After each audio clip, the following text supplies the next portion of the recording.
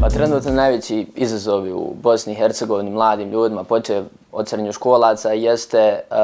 sama kvaliteta znači obrazovanja u srednjim školama, gdje se danas govori u čitavom regionu o tom kvalitetu, poređuju ga, ne znam, ja sa sistema Finske, Danske, skandinavskih zemalja, što je nemoguće uporediti, to je nebo zemlja. I o tom kvalitetu obrazovanja koje je naslijeđeno iz bivše države Jugoslavije i to je nešto što je danas najveća prepreka, nešto gdje mi zaostajemo, nešto gdje mi nemamo modernih tehnologija, ne samo u Bosni i Hercegovini, već i na Balkanu, gdje nemamo jednostavno tu praksu. Mislim, ni u Jugoslaviji se nije imala ta praksa, mada su ljudi odlazili vani i uvijek bili uspješni zato što su ljudi na prostoru Balkana takvi da se mogu prilagoditi. Zato mi jesmo jedinstveni, zato ovo jeste jedna endemska, ja bih rekao, prostor na kojem žive ljudi sa toliko različitosti, sa tako nekim miksom gdje su svi ukomponovani u jednu komponentu i nemoguće ih je razdvojiti ko atomi su, ali jednostavno je to prepreka koju zbog čega mi danas kaskamo za svjetskim trendovima. U kantonu Sarajevo, pošto je na kantonalnom nivou obrazovanje u Bosni i Hercegovini, uspjeli smo da do kraja izvedemo našu inicijativu I kopija vrijedi. To je jedna platforma gdje će od nekih fakulteti od septembra, znači ove godine, uvesti platformu da se upisivanje vrši znači online, znači preko znači interneta, upisivanje fakulteta i to samo određenih fakulteta koji opet na neki način to ratifikuju od strane onoga kako to donese vlada, jer znam da ima i privatnih fakulteta koji imaju opet svoje politike, tako da će se od ove godine na prostoru kantona Sarajevo srednjoškolci moći upisati više znači od jednog fakulteta. Za sada se trenutno govori o izboru 3 fakulteta koji će biti označeni u 3 klase kao najviše zainteresovan, srednje zainteresovan, najniže nezainteresovan, pa da će se po tome rangirati ovisno opet od rezultata upisa na koji fakultet određena osoba može da ide. Osnovana je građanska inicijativa Naša škola koja je obuhvatila srednjoškolce s prostora čitave Bosne i Hercegovine koji su pružali potporu srednjoškolcima iz Jajca, koji su zajedno borili sa srednjoškolcima iz Jajca prije svega za njihovu školu na prostoru samog Jajca, onda je za čitav problem, odnosno fenomen 2 škole pod jednim krovom na prostoru Bosne i Hercegovine, jer ih ima 55 trenutno, iako se za 3 još uvijek kalkuliše, ne znamo da li su ili nisu. Tako da upravo zbog takvih problema prisutnih i u drugim lokalnim zajednicama srednjoškolci osjetili potporu da budu zajedno. I to je jedan rezultat koji je izašao iz same građanske inicijative Naša škola, da su se znači mladi ljudi pobunili protiv sistema. I došli su na red mirno okupljanje u Travniku ispred vlade Srednjobosanskog kantona, ali prije toga također bih volio da istaknem da su slavne ličnosti sa prostora regiona, prije svega znači Marcello, Edo, Majka, Frenki, Dubioza kolektiv, mnogi poznati pjevači, mnogi poznati glumci su također to prokomentarisali preko svojih društvenih mreža, što je zaista nama nekako dalo veću snagu i još jači entuzijazam da zaista vjerujemo da tako nešto se može ostvariti, da mi možemo organizovati mirno okupljanje na kojem će neko nas htjeti da sasluša, barem jednom nakon već 20 nešto godina od rata. Tako da smo organizovali mirno okupljanje u Travniku gdje je došlo preko 300 srednjoškolaca sa transparentima, totalno su bili na neki način i razočarani time što moraju biti tu, a s druge strane i na neki način jaki u toj koheziji da se zaista bore za jedan istinski cilj. I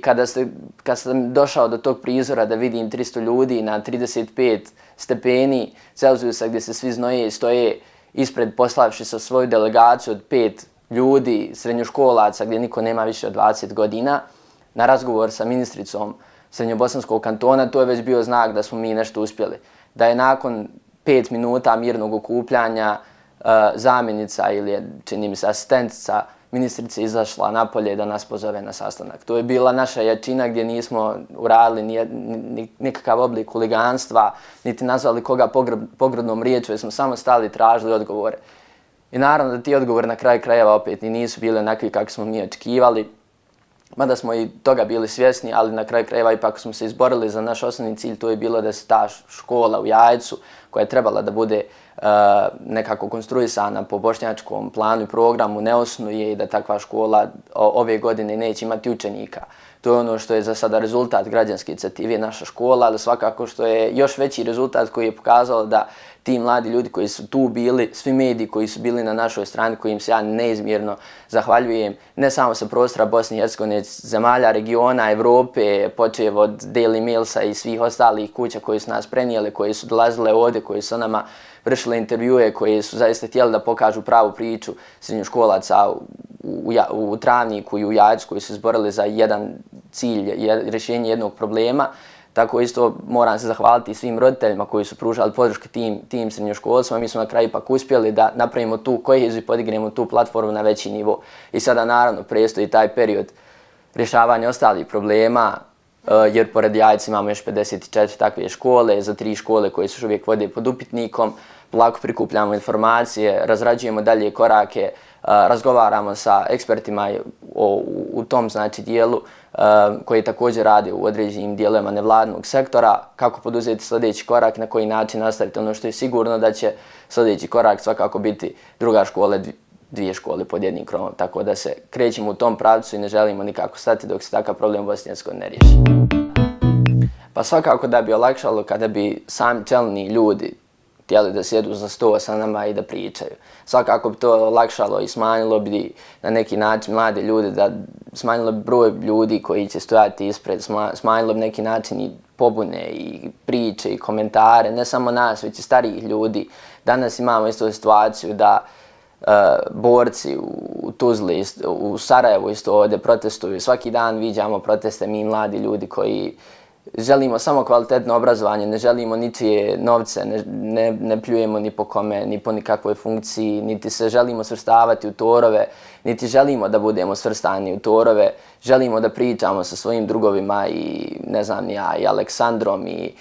Hrvojem i bilo kime drugim i Farukom na kraju krajeva, jer jednostavno smatramo da samo na takav način možemo krenuti dalje. I to jeste prava slika. Pa što se tiče regionalne saradnje, ja mogu pričati iz iskustva asocijacije srednjoškolaca u Bosni i Hercegovini, mi imamo odličnu saradnju, veoma kvalitetnu saradnju sa Unijom srednjoškolaca Srbije, sa Unijom srednjoškolaca Crne Gore, što je nevjerovatna saradnja da smo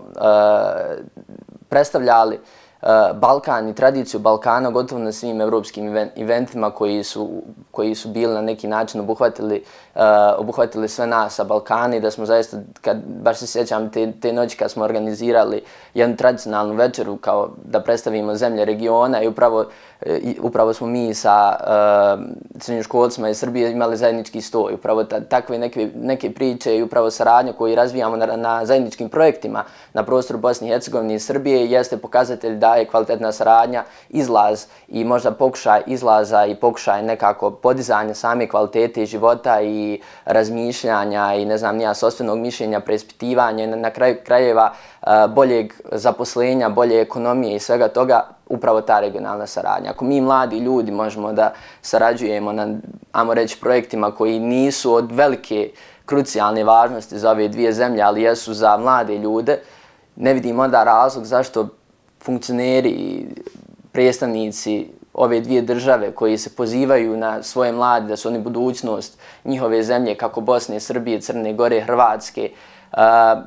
ne žele da saslušaju nas koji želimo tu regionalnu saradnju. A nas pljuju po medijima i govore kako je druga zemlja lošija, ali jedna bolja, jedna inferiornija od druge, a na kraju krajeva mi znamo da smo svi na istom nivou i želimo da živimo tako na ovim prostorima i zaista želimo da se borimo samo za kvalitet, a ne kvantitet, a oni nas truju nacionalizmom i takve stvari uvijek kupuju izbore i uvijek imamo iste ljude koji danas vrte ne samo u Bosni i Hercegovini, već u svim zemljama bivše Jugoslavije i upravo to jeste problem regionalne saradnje. Regionalna saradnja na nivou mladih ljudi je nevjerovatna, kvalitetna i zaista se može uspostaviti. Ali problem kada govorimo o regionalnoj saradnji na višim nivoima je zaista ima svoje korijene duboko u prošlosti. Nije regionalna saradnja samo ono što viđamo na televiziji kada se premijeri zemalja na Balkanu sastanu i popričaju kako je kod koga i šta ima kod ovog, šta ima kod onog. Regionalna saradnja, na kraju krajeva edukacija je trebala po mom mišljenju da funkcioniše na upravo toj razmjeni mišljenja, razmjeni grešaka koji su rađeni u rješavanju određenog problema, ali na kraju krajeva i onih pravih koraka koji su preduzeti za rješavanje tog problema. To jeste po mom mišljenju najveći kvalitet regionalne saradnje. postoje opet pozitivni primjeri prakse gdje mladi ljudi danas pokreću svoje startup biznise, postoje mladi ljudi, ne znam nija, koji se odlaze opet vani što nije poželjno, ali bivaju uspješni tamo, bivaju ljudi koji su cijenjeni, bivaju ljudi koji su nevjerovatno dobro obrazovani, koji su nevjerovatni ambasadori, počev od sportista, počev od glumaca, počev od umjetnika, na kraju krajeva pisaca, što je nevjerovatno poželjno i dobro, nevjerovatno kvalitetno za ovakav prostor, ali opet na kraju krajeva govoreći o toj perspektivi moramo krenuti raditi stvari koje su bitne za narod na ovim prostorima. Ljudi više, ja mislim, ne govore o tome ko je koga ubio ili ko je kakvu politiku vodio. Ljudi danas brinu o tome ko će šta jesti, da li će večeras imati šta jesti, da li će sutra imati knjige za školu, da li će sutra imati kartu za autobus na putu za škole, da li će njegovo dijete imati sendvič u školi. To jeste glavni problem. To jeste najveći problem. Siromaštvo, ekonomija, zaposlenje mladih ljudi, zaposlenje ljudi koji 30 godina čekaju na posao, ljudi kojima nije bitno za koga će glasati na izborima, samo da imaju zaposlenje, više to nije bitno. I upravo to jeste razlog zašto ti ljudi koji predstavljaju taj narod, koji ih na kraju krajeva i bira, sa 50%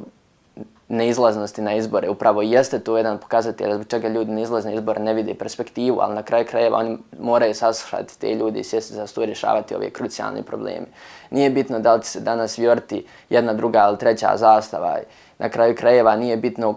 koliko ih ima više ako svi gladujemo.